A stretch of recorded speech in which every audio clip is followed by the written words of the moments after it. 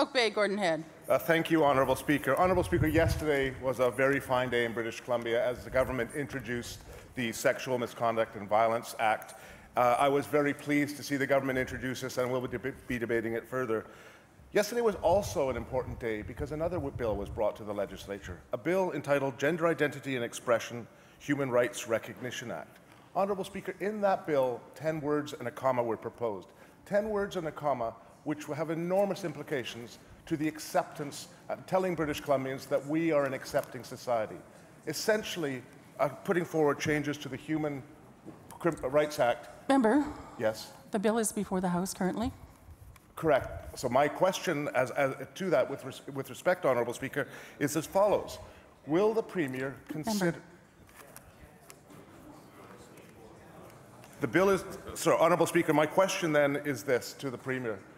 Will the Premier introduce legislation along the lines of allowing changes to the Human Rights Code to identify gender identity and expression as reasons not to have discrimination in British Columbia? This will send a signal to British Columbia, an important signal to British Columbia, that we are an accepting society. The bill is before the House. Next question.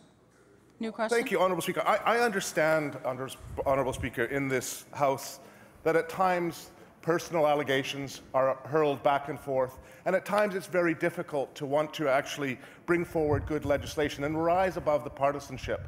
However, when good ideas are brought to this House, surely we can all rise above this partisanship. Yesterday we had a good idea brought to this House. The good idea that was brought to this House was to say to people in British Columbia that we will not discriminate against gender identity and gender expression.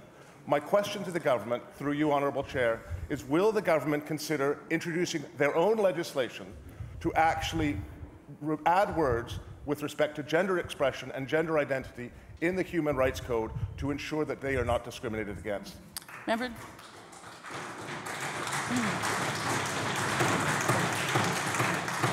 Member, the bill has been received and first reading has been set down for second reading.